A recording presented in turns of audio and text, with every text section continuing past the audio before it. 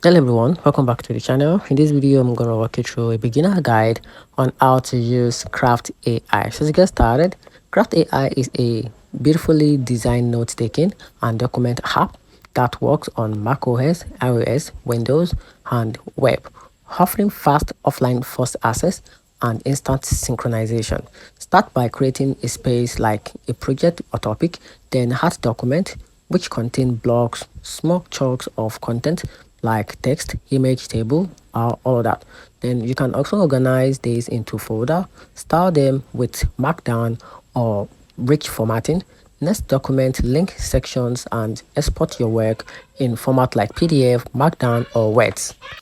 So after that, Craft also supports collaboration and productivity features. You can share document or space with teammate for editing or commenting.